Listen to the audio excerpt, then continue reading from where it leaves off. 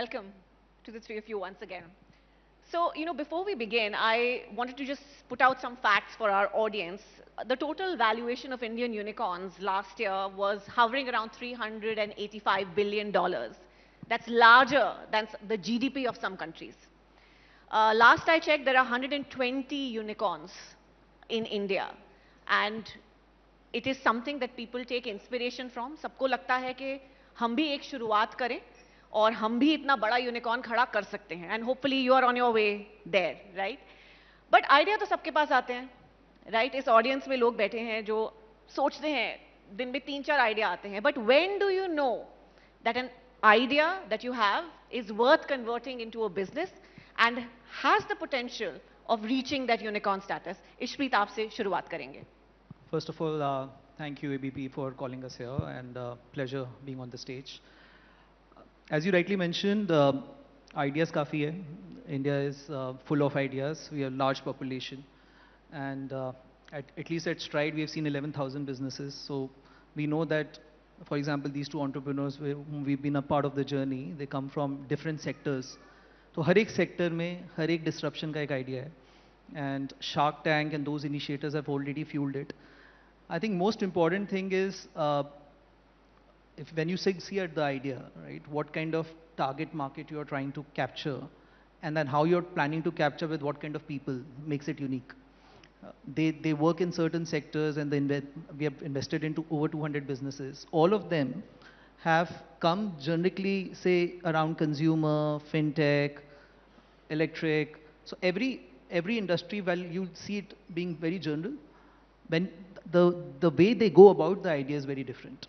What kind of people they hire, what kind of execution capabilities they have. So I think it's the founder and the team around it which makes the idea unique. Right. Journalist idea to curated idea in order to make sure the successful businesses achieve what they achieve is the journey behind it. Absolutely. Because perceptionally it looks very rosy that the idea to business and the unicorn numbers which you mentioned. Right. A lot of things which goes behind that unicorn. Absolutely. I think it's that element of saying that this idea, how I'll achieve this idea from stage 1 to 2 to 3 to 4, and that's how my journey will evolve. And I'll keep on executing with this elements of initiatives which I'll keep on doing at various stages, including getting right people, right processes. That's what make founders unique. I do want to talk about the right people, how you get them, but I want to move to Pilgrim first. हम देखते हैं कि एक crowded market है, पर आप एक ऐसा product लाते हैं जो अपने लिए बहुत एक space, unique space create कर देता है. ऐसा क्यों सोचा आपने? क्योंकि लोग सोचते हैं कि unique product आना चाहिए, but you entered a very difficult and a crowded market. So I want to understand why you did that. So Radhika, मेरा जो बैकग्राउंड रहा है 12-13 साल में ब्यूटी एंड वेलनेस इंडस्ट्री में ही रहा हूँ. मैंने स्पा, सैलून, आयुर्वेदा क्लिनिक काफ़ी साल 12-13 साल चलाए हैं. तो ये मार्केट की थोड़ी सी समझ थी. एंड जैसा कि इशप्रीत भी कह रहे थे, मेरा ये मानना है कि एग्जीक्यूशन ज़्यादा इंपॉर्टेंट है आइडिया से. आइडिया कई बार इवॉल्व होते हैं, चेंज होते हैं. जैसे आप काम करना चालू करते हैं, आप कंज्यूमर्स के साथ बात करते हैं, बाकी इंडस्ट्री एक्सपर्ट से बात करते हैं, लोगों से आजू बाजू में बात करते हैं, तो आपको बहुत सारी चीज़ें सीखने मिलती हैं. तो जैसे जैसे आपकी जर्नी आगे जाती है, आप चीज़ों को और रिफाइन करते जाते हैं. कई बार ऐसा होता है कि पहला ही आपने जो लॉन्च किया बहुत चल गया. कई बार होता है कि थोड़ा टाइम लगता है चलने में. पर जब तक ये एजिलिटी है, जब तक ये सीखने की चाह है कि हमें कुछ अच्छा करना है अपने कस्टमर्स के लिए, अपने कंज्यूमर्स के लिए, आई थिंक मौका बहुत मिलेगा. इसके पहले का जो पैनल था कि इंडिया का स्वर्णिम काल आ गया है, नहीं है, मेरा तो मानना है कि इससे अच्छा शायद समय किसी के लिए भी अपना बिजनेस करने के लिए आज से पहले नहीं था.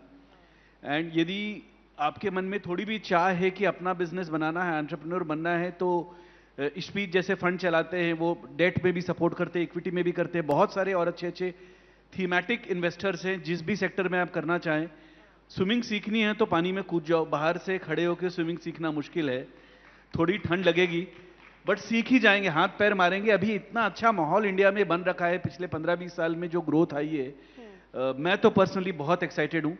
एंड हमारी जर्नी में भी बहुत उतार चढ़ाव रहे हैं, बट लगे रहेंगे तो कुछ ना कुछ बन जाएगा. But I don't want to dampen this spirit, पर सच्चाई ये भी है कि सब आइडियाज इस तरह स्केल नहीं करते. मीको ने स्केल किया है, आपने स्केल किया है, तो एक परसिवियरेंस, एक क्वालिटी है जो चाहिए किसी भी एंटरप्रेन्योर पे. बट आपको लगता है when was the pivoting point, क्या आपको लगा कि भाई मैंने ये एआई रोबोटिक्स की थीम पकड़ी है, मैं रोबोट्स बनाना चाहता हूं, और एंथुजियाज्म भी था आप में, एग्जीक्यूशन पे बात आके रुकी या आइडिया पे, और परसिवियरेंस का रोल एक एंटरप्रेन्योर के लिए? Firstly thank you ABP. जहाँ तक हमारे जर्नी की बात आती है, पहले 2.5 साल जीरो रेवेन्यू, 23 प्रोडक्ट पायलट्स, 50,000 बच्चों के साथ, and incrementally the idea got better and better. We knew, हमें पता था प्रॉब्लम कहाँ है। पेरेंट्स से हम इतना इंटरेक्ट कर चुके थे, बच्चों से इतना इंटरेक्ट कर चुके थे, हम देख रहे थे सोशल इमोशनल वेलबींग बच्चों की कम होते जा रही है, इम्पेशंस बढ़ रहा है, दोनों पेरेंट्स काम करना चालू कर रहे हैं, कम टाइम मिलता है, बच्चे को कैसे हम एंगेज करें, एडुकेट करें, और पेरेंट्स को उनके मैट्रिक्स मिलें। तो इस दौरान हमारा कस्टमर पेरेंट है, हमारा यूज़र बच्चा है, तो उन दोनों को की रिक्वायरमेंट्स को एड्रेस करते हुए एक प्रोडक्ट प्लेटफॉर्म को इवॉल्व करते हुए बनाना, आई थिंक मीको की जर्नी, जैसी कंपनी ऐसी आप बोल नहीं सकते कि ऐसी कंपनी यूएस में है, जापान में है, तो हम इसको उठा के ऐसे कुछ हम कर रहे हैं, ऐसा कुछ नहीं है। तो मीको की जर्नी में हर पॉइंट, हम हर आगे अगले 2-3 सालों में जो भी हम प्लान कर रहे हैं, हम उसको डेटा के साथ, प्रीवियस इनसाइट्स के साथ हम लेके उसको आगे बढ़ रहे हैं with full honesty, sincerity and resilience. That is the only way. I think idea beyond a point, खाली एग्जीक्यूशन मैटर करता है। I just wanted to support Sneh, बड़ा modestly he has put across what he has done. But 2013 में IIT Bombay से pass out हुआ, 2015 you started, and for the first 2 years zero revenue. India में robot बना के last year इन्होंने 300 करोड़ की cell की है। Wonderful. So, and he did it with 1/10 of his salary. जो लास्ट सैलरी छोड़ के गया था उसके, the salary which he was till 3 years back. I don't want to mention that even, but it was at 1/10 of his salary, 3 years, zero revenue. He could have gone back, said कि मैं job करूँगा, 4-5 करोड़ कमाऊँगा साल का, और professional career में रहूँगा। He was one of the resilient founders who was around, saying कि मैं कोई करना है और ये करके रहूँगा। तो देखिए कितना बिलीव चाहिए आइडिया में, और and you know the fact that काफी एंटरप्रेन्योर्स ये भी कहते हैं कि पेशेंट कैपिटल मिलना मुश्किल है, जो लोग इंतजार करने के लिए रेडी हों। आपको वैसा सपोर्ट मिला है, ये अच्छी बात है। बट स्मित, आपसे जानना चाहूंगी कि पेशेंट कैपिटल में आप कितना बिलीव करते हैं? You know, you are someone who support startups from early stages, जैसे आपने मीको को सपोर्ट किया है फॉर एग्जाम्पल। काफी इन्वेस्टर्स नहीं करते, it's a time of you know quick returns. So patient capital की definition राधिका बड़ी varied है. Actually, I come from a small business background myself. When I entered the industry, because I am practically kind of a founder myself, so I relate with those challenges. तो हमें लगा कि debt की use case ज़्यादा है. जैसे Sneh sells lot of his robots in US. तो seasonal requirement होती है. तो seasonal requirement में क्यों ये अपनी equity dilution करे, उनके लिए एक structure क्यों नहीं create कर सकते जहाँ पे we do debt when he requires, and then that season के Amazon को देना है, किसी क्लाइंट को देना है, 6 महीने लगेंगे, जनवरी बॉक्सिंग डे पे सेल होगी, जनवरी में पैसा आएगा। तो I think we tried understanding the use cases of businesses, and I think that's where we found an opportunity कि patient capital is just a word, it's about founder capital. क्या उस बिजनेस को किस टाइप की capital चाहिए, और वो capital आप दे सकते हो कि नहीं दे सकते, एंड वी ट्राइड कस्टमाइजिंग। फिर हमने डेट के साथ इक्विटी भी किया इस बिजनेस में। I think it's about understanding founder in their journey is what capital is. जो इन्वेस्टर वो समझता है और वो फाउंडर्स रेजिलिएंट फाउंडर है, उनको बैक करना है। I think whether it's 2-year investment और a 10-year investment, I am sure in his cap table also there lot of investor जिनकी फंड लाइफ खत्म हो गई, 5-7 साल का फंड था, खत्म हो गया, बट उन्होंने कहा ये फाउंडर इतना अच्छा है कि मैं उसको नए फंड से भी बैक करूंगा। तो पेशेंस कैपिटल थी नहीं, वो बन गई। So it's about that journey of how an investor view as a founder. I think that's a great point. It's about the founder. Anurag, आपसे ये जानना चाहूँगी कि you know there are a lot of young entrepreneurs probably watching us. जब किसी investor को pitch करने जाएं, through your journey, what are some of the mistakes you made and you learned from? So, क्योंकि मैं तो इन्वेस्टर्स के साथ अब करीब 20 साल से काम कर रहा हूँ, तो बहुत सारी गलतियाँ की और बहुत सारी चीज़ें सीखी हैं। बट एक जो दो बड़ी सीख रही है मेरे साथ कि एक कोई भी जब अर्ली स्टेज में कोई फाउंडर किसी इन्वेस्टर से बात कर रहा होता है, तो एक ऑनेस्टी, एक इंटीग्रिटी के ऊपर, क्योंकि ये नया रिलेशन होता है, ऐसा नहीं है कि इन्वेस्टर आपको 5 साल 10 साल से जान रहे हैं, तो सबसे पहले तो वो चाहता है कि यार ये आदमी ईमानदारी से बात कर रहा है क्या, बिजनेस में उतार चढ़ाव आएंगे, तो जब ऐसे मौके आते हैं तो क्या ये खराब news, will he share the bad news also with me, या वो छुपाने की कोशिश करेगा। तो एक वो ट्रांसपेरेंसी, ऑथेंटिसिटी, जो भी आप बोलना चाहें कि इस आदमी के ऊपर मैं भरोसा कर सकता हूं कि नहीं।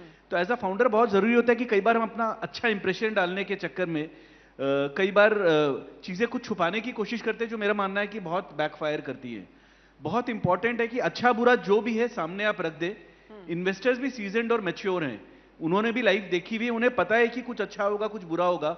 खासकर यदि आप अर्ली स्टेज फाउंडर हैं, तब तो हो ही नहीं सकता है कि बिजनेस में सारी चीजें अच्छी हों, है ना। तो इसमें जो भी अच्छा है बुरा है सब कुछ ओपनली बताना, बिजनेस में रिस्क क्या है, चैलेंजेस क्या है, अपॉर्चुनिटीज क्या है, सब कुछ एक ईमानदारी से सामने रख पाना।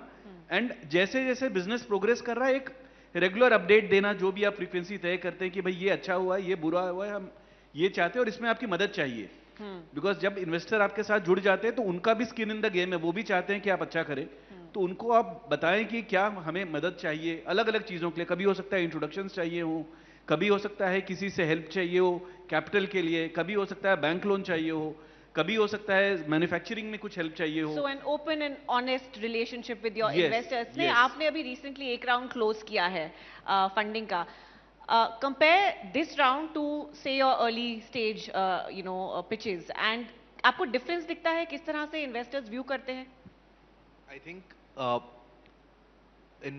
हमारे अर्ली स्टेजेस में मैंने शायद 500 इन्वेस्टर्स को पिच किया होगा और ना सुना होगा। और उन्होंने बोला जब तुम्हारा रोबोट बन जाए तब बताना, जब पहला इनवॉइस रेस कर लोगे तब बात करते हैं। I'm sure people would have laughed on you. हाँ, अरे बहुत, मैं तो उन किस्सों पे तो जा भी नहीं रहा हूँ। आप सुना सकते हैं वो किससे हमें। So, but I think across every investor जो मीको में आए हैं आज तक, and I'll be very honest कि we probably एक फ्रंटियर टेक कंपनी, हम deep tech company, consumer tech company की जो ब्रांड भी है और बैक एंड टेक्नोलॉजी भी, हैवी टेक्नोलॉजी खुद का बना रहे हैं। ये डुअल कॉम्बिनेशन के समझने वाले बहुत कम इन्वेस्टर्स हैं और सारे हमारे कैप टेबल में थैंकफुली हैं अच्छे से। एंड इस पूरे जर्नी में हमें इक्विटी कम डेट, जो स्ट्राइड ने जिस तरीके से सपोर्ट किया है, एक कॉमन पैटर्न मैंने ऑब्जर्व किया है सभी इन्वेस्टर्स में। वो कॉमन पैटर्न यही रहा है कि वो सभी का प्रीवियसली कोई एंटरप्रेन्योरल कुछ एक बैकग्राउंड था जिससे वो रिलेट कर पाए थे कि हाँ ये इस रास्ते में जा रहे हैं। उन्होंने शायद पास्ट में कभी कोई बिजनेस रन किया है, they can relate to the challenges. जैसे इन्होंने थोड़ी देर पहले बताया था, मोस्ट वेंचर डेट फर्म्स, अगर आप देखोगे आपके पास बैंक में जितना कैश है उसका एक सर्टेन एक्सपोजर वो लेंगे and they will support you. उनकी भी एक risk planning and risk thesis रहती है। कोविड हुआ था and we had to scale up after 2021, 2022 में भी we had to scale up.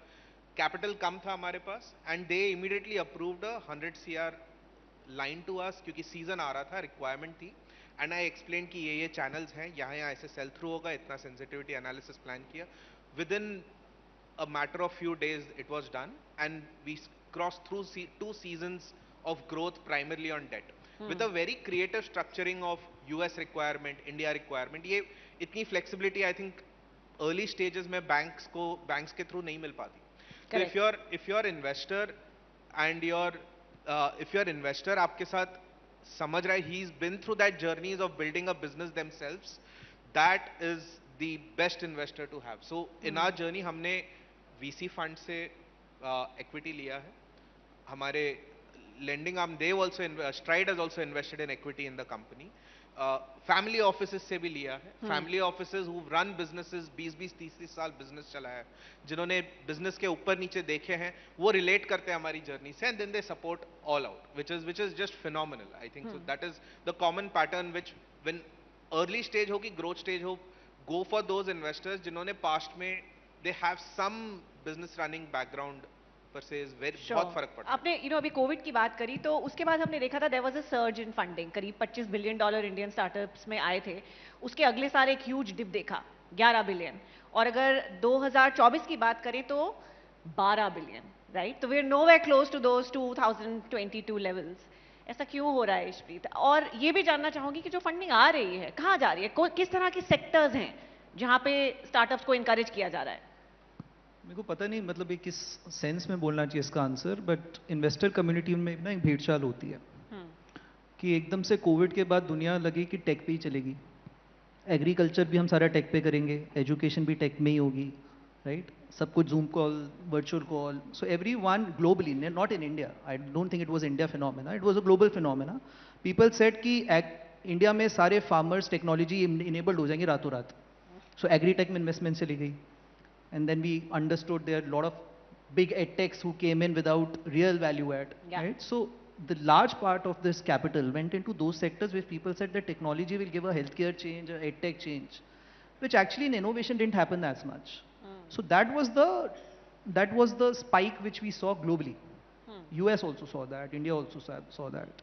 And then came the aspect profitability and business model. मतलब पहले होता था आप मिल के गए इन्वेस्टर से, आप घर पहुंचे तो आपके बैंक अकाउंट में पैसे आ गए। Like 21 was that time. I doubt it was ever that easy. नहीं, 21 was that time. They'll tell you कितना easy था इनको कैपिटल रेज करना। Nurag was not on capital raising mode that time, but it was that easy. Trust me, in some cases it was term sheet was signed after. That was unfortunate हुआ है like scenarios. तो I think उसके बाद realization हुई कि businesses को ultimately तो valuation profitability से बनानी है या business model से बनानी है। So that's where the rationalization kicked in and said, globally it kicked in and said investors wanted returns from the fund managers. Luckily our structures were like that we were always very prudent कि we had to give debt, so our was quarterly cash flow out to investors. So we were always very particular about it, but at the same time slippages हुए तो हमें भी बड़ा cautious रहना पड़ा। So I think that was the pivotal moment. अब थोड़ी rationalization आ गई है, but I think we have reached a curve which is very very important for the industry. For example, when Anurag, the way the kind of business is built is purely on thought of profitability. एक crowded space में जो आपने कहा, the way he has come out and build a business, Sneha has always thought about profitability. Profitability first, business model, proven approach, which should be thumb rule, Yes. is come back in vogue, and that's how it's getting right. And there was a time when not profitable companies were listing and people were, making a beeline. We've also seen that phase of Indian startups. अनुराग और स्नेह, आप दोनों manufacture कर रहे हैं India में, और जो इंडियन स्टार्टअप्स हैं उनके शोल्डर्स पे एक रिस्पॉन्सिबिलिटी है कि आप जॉब क्रिएशन करिए। Manufacturing is a way to do that, right? पर हम देखते हैं कि जो इन्वेस्टमेंट्स जा रही हैं वो शायद टेक्नोलॉजी की तरफ, जैसा उन्होंने भी कहा, जा रही हैं। तो आप दोनों से जानना चाहूँगी, आपसे पहले अनुराग, कि मैन्युफैक्चरिंग करते समय एज एन एंटरप्रेन्योर किस तरह की दिक्कतें आपको आई हैं, what can make it easier?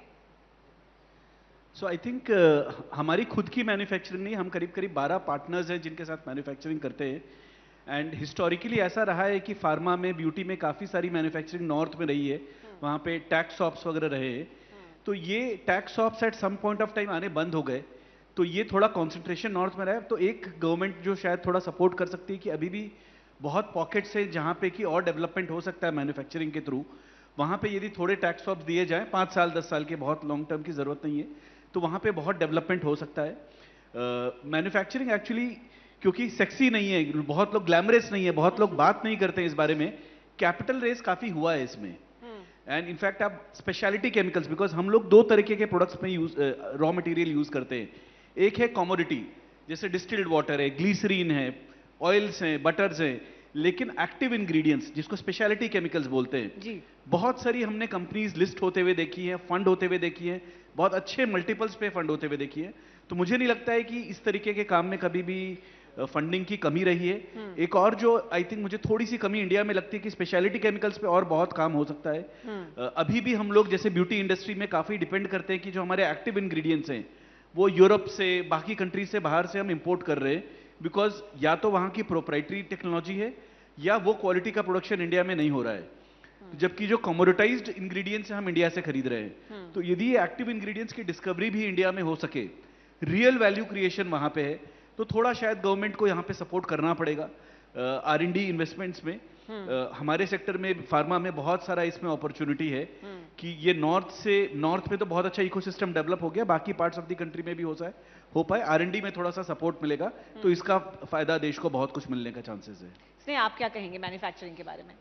तो मैंने 2015 में हमने चालू किया था, और हमने जनवरी 2015 में मीको चालू किया था, एंड तब मैन्युफैक्चरिंग के policies and opening up manufacturing in India का पहला कदम इंडियन गवर्नमेंट ने स्टार्ट किया था उस टाइम पे। तो टॉप लेवल सेंटर से डायरेक्शंस क्लियर थे, this is where we are headed to. Ground level पे manufacturer still had to open up their shop and उनको चालू करना था दैट फेज. सो पिछले 10 साल में जो मैंने ट्रांजिशन देखा है in the way things have moved. अब 2016 में हमें किसी भी एस्टैब्लिश मैन्युफैक्चरर ने मना कर दिया था कि नहीं हो पाएगा. एंड अभी I think I have absolutely no suggestions to the government on this. They've done a phenomenal job of setting up the ecosystem. खोल के रख दिया है पूरा ecosystem. अब खाली हम सब के ऊपर है मेहनत करके अपना काम करके आगे बढ़ो. It is about the mindset. It is about the people. अब हमारे पास टैक्स रिबेट्स हैं, वी हैव PLI, हमारे पास सारे के सारे provisions and policies are in place. आपको विश्वास नहीं होगा, हम 95% बिजनेस इंडिया के बाहर करते हैं, हम एक्सपोर्ट करते हैं बाहर. हमारे यूएस के कस्टमर्स हमको क्लियर बोले हैं हमको इंडिया से लेना है, हमको That is चाइना से नहीं absolutely लेना, हमको wonderful, and इंडिया that से is पिकअप the goal, करना है. right? That is the Yes. goal, absolutely. और ये मैं पिछले 6 साल से I have been going to all international fairs, Germany, US, London, जहां पे हम हमारे प्रोडक्ट्स दिखाते हैं and buyers across the world come कि ये मेरे को चाहिए. पास्ट फ्यू इयर्स में ये आना स्पेसिफिक हुआ, ठीक है आप श्योर हो ये इंडिया फैक्ट्री से आने वाला है, बोला हाँ देन वील टेक इट. तो ये चीज शिफ्ट मैंने 2015 से पहले कभी सुनी भी नहीं थी, क्योंकि मैं बिफोर स्टार्टिंग मीको also we been into nano manufacturing, into when I was working for Siemens. So I've seen how things have been at that point of time, but now I think there is nothing to complain. The stage is set. आप अपनी दुकान खोलिए, manufacturing चालू कीजिए. All policies, lawmakers up to ground level to the center are there for us to support. और ये मैंने खुद नोटिस किया है, being at the state side, being at the center side, people, government side said it's a red carpet for anyone who wants to start doing any manufacturing here. The Just हमें ecosystem मेहनत is करनी. very much in place, but मैं ये पूछना चाहूंगी कि is the talent in place? Before I come to that, I think I'll echo his thoughts. अगर कोई इधर स्टार्टअप चालू करना चाहता है, हमने अभी DPIIT के साथ एक agreement sign किया है. We were today in the morning talking about some Maharashtra innovation with the government. I think it's the best time. Startups and startup concentration in India is amazing. Yeah. Government really wants to make it happen. और enablements आए हैं. And he's met all the ministers also to get things done. I remember he's going and meeting all the people, making them understand product ले जाके. So I think there's a So really that good kind of time. access and approachability is Absolutely. now there, and that's wonderful. So you can literally email any officer or minister in any ministry and जाके आप अपना we are what are we at the scale जो हम कर रहे हैं बहुत छोटी कंपनी है. For a minister's attention or a secretary level's attention, you can go and explain कि ये challenge है, they will listen and they will do their best to sort. और क्या expect कर सकते हो? That इससे is better wonderful. क्या कर सकते Startup India, Mudra loans, ये सब पहले And हुई it's हैं, real. बिल्कुल. It's real. Sometimes That's good it's to hear. really making an effect in order to make sure it's embracing the society well. On talent, I think talent में भी Radhika availability की तो कभी कमी नहीं है इंडिया में. पर skill talent की बात होती है ना. वो डिपेंड करता है फाउंडर पे. देखिए क्यों? क्योंकि आई थिंक दो फंक्शंस बड़े अंडर द रडार रहे हैं फाउंडर के लिए, स्टार्टअप के लिए, फाइनेंस और HR. Generally if you see most of the businesses who have done well in India are the founders who have concentrated on HR and finance well. क्योंकि team management, मतलब it sounds very basic. I learned a lot of things from Shumantu here sitting. We were talking about the other things. But team management is so is spoken about कि ज़रूरी होता है. But it's not human. A lot of people as founders are not able to relate with people. उनको लगता है हमें product पता है, हमें पता है कैसे करना है, तुम चलो हमारे साथ, बट कोई गाइडेंस नहीं है, कोई टाइम स्पेंड नहीं कर रहे. The reason why they're successful, they have thought through their management. His co-founders have been co-founders since day one. His co-founders and his team, I've seen day one, very sharp. So they've thought about their talent. तो talent है और skill talent भी available हो जाएगा अगर founder अच्छी तरह से कम्युनिकेट करे क्या चाहिए और किस टाइम पे चाहिए. Wonderful. We have to close the session now. एक लाइन में आप लोगों से जानना चाहूंगी your idea of India as an entrepreneur. I think जैसा मैंने पहले भी कहा, हम स्वर्णिम काल में हैं. मैं बहुत ही एक्साइटेड हूँ.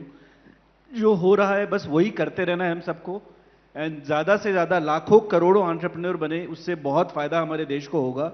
एंड ये ऑलरेडी बदलाव मैं तो बहुत अच्छे से देख रहा हूँ, एंड मैं बहुत एक्साइटेड हूँ अगले 10, 20, 30 साल को लेकर. स्नेह. हम 2027 में हम सब फोरकास्ट देख रहे कि India third most largest economy बन जाएगी फ्रॉम 5th to 3rd का जो ग्रोथ हम देख रहे हैं. एंड आई फील अगर हम सब इस इकोसिस्टम में साथ में लग के काम करें, आज 1.5 लाख स्टार्टअप्स हैं, वो नंबर अगर 10 लाख स्टार्टअप्स हो जाते हैं, पूरे इकोसिस्टम की वो मैच्योरिटी हो जाएगी that India will probably surpass US and China in terms of startup ecosystem and the kind of innovations India से निकल के आ सकते हैं. Wonderful. Final word to you, Ishpreet. Idea of India. Idea of India, मैं आपको ये एक the bottom line at are end is कि हमने आखिरी 6-7 साल में कुछ 8-10 हज़ार करोड़ कमिट किए हैं, 10,000 करोड़ के आसपास. हम हर साल 8-10 हज़ार करोड़ कमिट करना चाहते हैं, and that's the thought lot of investors carry. So investors are ready, ecosystem is ready, government is ready to support. Best time to start the business in India. That's about it. The best time is now, yes? Thank you so much, the three of you, for joining us and, taking us through your journey.